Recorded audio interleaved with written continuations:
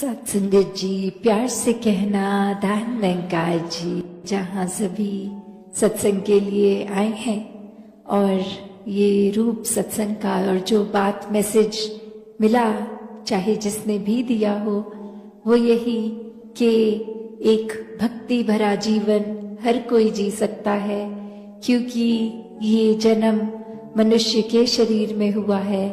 और ये शरीर में रहते रहते इस परमात्मा को देखा जा सकता है, इसके साथ एक हो जाया सकता है। ये एकत्व, एक परमात्मा और आत्मा का मिलन, ये किया जा सकता है। और कैसे ये श्वासों ने तो एक दिन खत्म हो जाना है, तो ये जीते जी समय है जब अपने जीवन में ही इस परमात्मा को जान ले, एक हर समय भक्त बनकर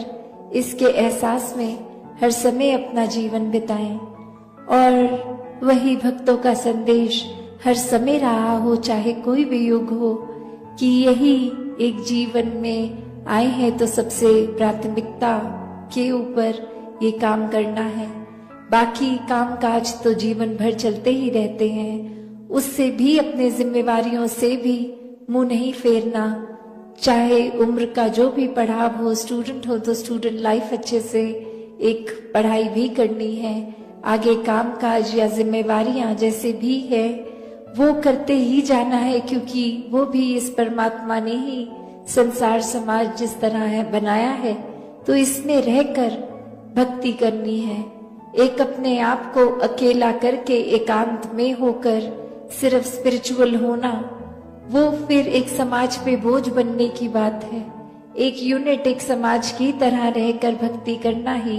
वाकई ही भक्ति है। तो कैसे एक यही मैसेज हर कोई अपने जीवन में, जहाँ अपने परिवार का पालन पोषण करते हुए भी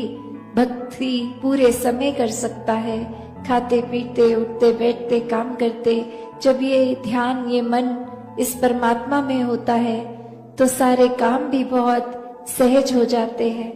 और ये भक्ति का असली मूल क्या है? ये परमात्मा पे मन आधारित है, तो फिर ही भक्ति संभव है। और फिर हर कोई अपना असली पोटेंशियल जो पूरी तरह से क्या है उसको जानना है, तो फिर ये आत्मा तो परमात्मा की ही अंश है। Every soul is potentially divine. तो ये डिविनिटी की बात, ये परमात्मा ही हर एक में वास करता है। इस परमात्मा जैसा होना संभव हो जाता है, इसके गुणों को अपनाया जाए जब, कि ये परमात्मा इतना विशाल है, ना शुरुआत है ना अंत है, तो हमारे मन भी इस तरह विशाल हो सकते हैं, हर एक को अपना सकते हैं। ये भेदभाव, चाहे एक ऊंच नीच, चाहे वो जन्म के आधार पे या कोई स्टेट, कोई कंट्री या किसी तरह भी, ये जो बाइफिकेशंस की हैं कि इस वजह से हमने नफरत करने के कारण ढूंढ लिए कि वो कल्चर हमसे अलग है, ये धर्म हमसे अलग है, ऐसे न जाने कितने ही अलग अलग भाव मन में बना लिए हैं और नफरत करने का कारण ढूंढ लिया है कि जो हमारे जैसा है वो ठीक है, बाकी ठीक नहीं है। तो एक परमात्मा ही जब एक है तो इसने रचना जहाँ पे भी पूरी सृष्टि की कण कण में अपने आप को हर जगह मौजूद रखा और हर एक में भी यही परमात्मा है, तो कोई भेदभाव, ऊंचा नीचा, नफरत के कोई कारण रह नहीं गए। ये बस मन की अवस्था। जिस तरह एक पेड़ होता है, तो अगर कोई पेड़ का हिस्सा, एक लीफ देखे, एक पत्ता देखे, तो वो अपने आप को यही कहती रहे कि पेड़ क्या होता है मुझे पता ही नहीं है। तो बात वही कि पेड़ का ही एक अंश ये पत्ता है, और जब उस पत्ते को पूरी तरह पेड़ बनना है तो वाकई ही एक जड़ों से प्यार करना है, एक पूरा उसी से जो सीड है अगर किसी ट्री का, एक प्लांट का, तो वो ओरिजिनेशन पॉइंट है, तो वहीं से वो पत्ते भी आए, वो फ्रूट्स भी आए, वो डाल भी आई, वो लक्कड़ भी आई। तो कैसे एक फिर वो बात वही कि ये परमात्मा ही मूल है। इसके ऊपर चाहे फिर वो पत्ते जैसे दिखते हैं, ब्रांचेस वैसी नहीं दिखती, फ्रूट्स वैसे नहीं दिखते, पर सब है तो एक पेड़ ही। तो ऐसे ही हर किसी ने अपने जीवन में जब मूल ये परमात्मा को आधार बना लिया, तो वाकई ही ये बिल्कुल भी एक मन में सेल्फिश भाव खत्म हो जाता है पूरी तरह। सेल्फलेस लव, ये डिवाइन लव के साथ वर्ड जो हमेशा होता है, कि ये एक भाव मन के अगर परमात्मा से प्यार है तो कोई वजह नहीं, कोई चाहत नहीं, कोई एक मकसद नहीं या इच्छा नहीं, इस परमात्मा से प्यार है क्योंकि परमात्मा ही प्रेम है और ये प्रेम हम भी हैं। तो ये नाता जो एक होना, एकत्व का भाव, ये एक सेल्फलेस होकर प्यार होने की बात है। वरना तो एक संसार के रिश्तों में जब हम देखते हैं तो बहुत प्यार के नाम पे सेल्फिशनेस आ जाती है, कि एक ये कोएग्जिस्टेंस के नाम पर कि आज मैंने आपके पसंद का खाना बनाया है, कल आप मेरी पसंद का बनाना, आज ये आपके लिए कर दिया, कल वो आप मेरे लिए करना। इस तरह से ट्रांजैक्शनल लव नहीं, एक देने वाला प्यार ये परमात्मा के प्रति, और परमात्मा जो हर समय हर एक पे एक बराबर प्यार कर रहा है। चाहे वो एक एग्जाम्पल देखें तो सन की रेज कोई भेदभाव नहीं करती, सब पे इक्वली शाइन करती हैं। तो वैसे ही एक परमात्मा का प्यार सबके लिए बराबर। बस बात वो है कि हम परमात्मा से कितना जुड़े हैं, हम कितना प्यार कर रहे हैं। फोकस हमारा उस पे होना चाहिए कि हर समय के भक्त हैं या दिखावे के लिए कुछ घंटों के लिए या किसी का दिल रखने के लिए सत्संग आते हैं, या वाकई ही मन से जुड़े हैं। तो बात वही कि अक्सर दुनिया में एक ये संसार में आए हैं तो ब्रह्म ज्ञान लेकर इस परमात्मा को जानने के लिए आए हैं। ये मूल, ये परमात्मा तो अक्सर इंसान छोड़ देता है और बाकी डिस्ट्रैक्शंस में ही ध्यान लग जाता है। जैसे अभी भी हम इस ऑडिटोरियम में सत्संग सुन रहे हैं, पर साथ के ऑडिटोरियम की भी साउंड इंटरफेयर कर रही है, वो म्यूजिक की आवाज, वो कुछ बोलने की आवाज इस समय भी आ रही है। तो ये दिमाग बहुत इजीली डिस्ट्रैक्ट हो जाता है कि हम यहाँ आए हैं सत्संग के लिए, पर ध्यान हमारा साथ वाले ऑडिटोरियम के सॉन्ग्स में है। तो फिर बात वही कि ये परमात्मा, ये मूल, ये जीवन में प्राप्त करना था, पर ये दुनिया अभी माया में ही हम उलझ के रह गए। और ऐसा ही एक उदाहरण कि एक इंसान ने एक बस में एक वॉलेट मिलता है किसी को, और वो जोर से अनाउंसमेंट करता है कि ये किसी का ऐसा कुछ खोया है वॉलेट जिसमें बहुत सारे पैसे हैं। तो हर कोई कहता है कि हाँ, हमारा वॉलेट खो गया। तो वो इस वजह से कहते हैं क्योंकि वो अनाउंसमेंट में कहा था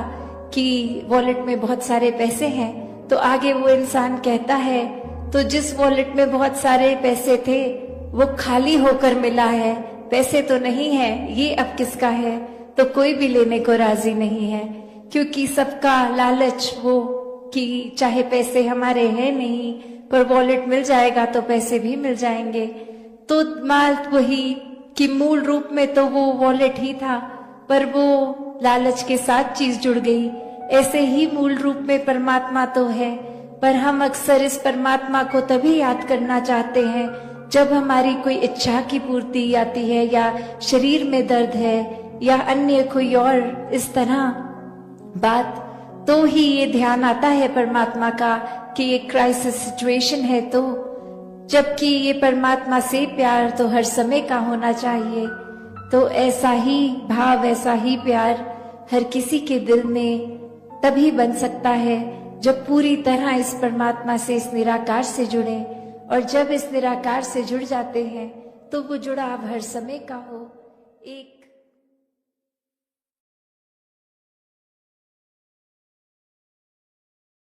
वो फीकी सी एक उसके साथ महसूसियत होने लगती है, और कैसे फिर मन ये डगमगाने लगता है, सोच विचार हावी हो जाते हैं।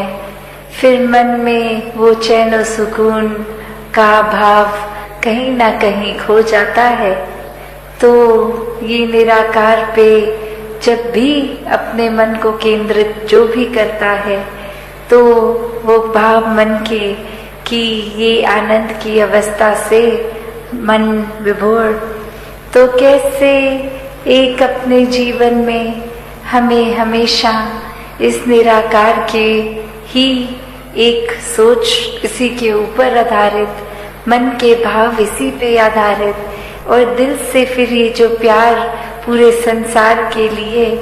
एक संत जनों की शिक्षाओं पे आधारित जीवन बनाकर जिया जाए। वरना तो संसार में आज हम देखते हैं तो लोग कोई भी चीज से बहुत आसानी से भ्रमित कर देते हैं, एक बात बोलकर कि वो जिसको हम रूमर्स का नाम देते हैं कि किसी ने कुछ कह दिया वो सच है नहीं है।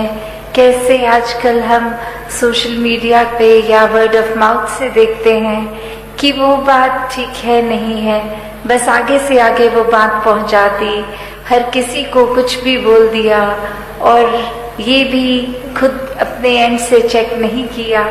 कि वो ठीक भी है कि नहीं है। दासी ने एक उदाहरण कुछ समय पहले आपके चरणों में रखा था, और वही कहानी फिर से कि कैसे एक कॉलेज में एक दूसरे देश का किसी व्यक्ति ने परफॉर्म करना,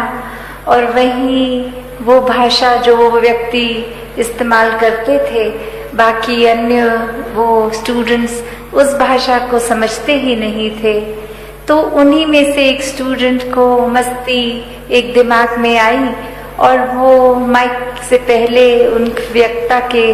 खुद आ गए और बोलने लगे कि इनकी एक खासियत है, ये बहुत ही एक कॉमिक, एक बहुत ही मजाकिया एक हमारे आगे प्रस्तुति रखेंगे, पर खास बात यही कि इनके चेहरे के ऊपर एक्सप्रेशन, ये मुंह के आव भाव चेहरे के बहुत ही सीरियस गंभीर दिखेंगे।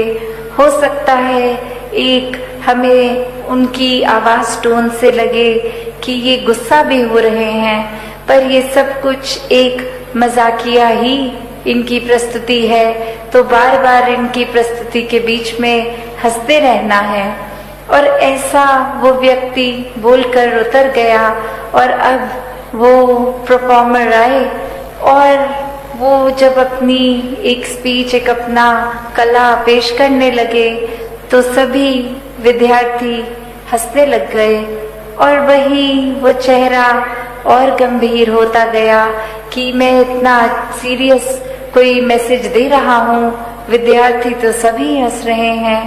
पर वहाँ विद्यार्थियों के ऊपर ये प्रभाव उस एक स्टूडेंट का छोड़ा हुआ कि इसमें तो हंसना ही है, और पूरी परफॉर्मेंस में वो कहीं ना कहीं अपने आप से बीच में हंसते चले गए। और अब वो परफॉर्मर अंत में इतना उसमें गुस्सा आ गया, वो स्टेज को ही छोड़कर चला गया, और उसके एग्जिट पे भी विद्यार्थी और जोर से हंस रहे। तो वो भाव क्या कि एक व्यक्ति ने कैसे एक हरेक को, जो बात तो कुछ ऐसी थी नहीं, वो परफॉर्मर भी कोई मजाकिया अदाकारी नहीं, कोई एक बहुत ही गंभीर मैसेज, सोशल मैसेज देने आया, और किसी ने भी वो, क्योंकि एक कान में बात किसी एक व्यक्ति द्वारा गई कि ये ऐसा नहीं ऐसा है, तो हमने अपने दिमाग की वो परसेप्शन वैसे बना के उसी के ऊपर अपने मन के भावों को मोड़ लिया कि उस एक व्यक्ति ने जैसा कहा है तो ठीक ही कहा होगा। तो वैसे ही एक संसार का वातावरण कि एक व्यक्ति ने कुछ कहा, और हमने फिर चाहे वो संदेश क्या मिल रहा है क्या नहीं, उसको छोड़ के बस अपने दिमाग में जो धारणा पहले से बनाई थी उसी धारणा को लेके आगे अपना व्यवहार बदल दिया। तो इस पूरे स्टोरी में जो भाव है कि दुनिया में तो एक भ्रमित करने वाले बहुत ही मिलेंगे,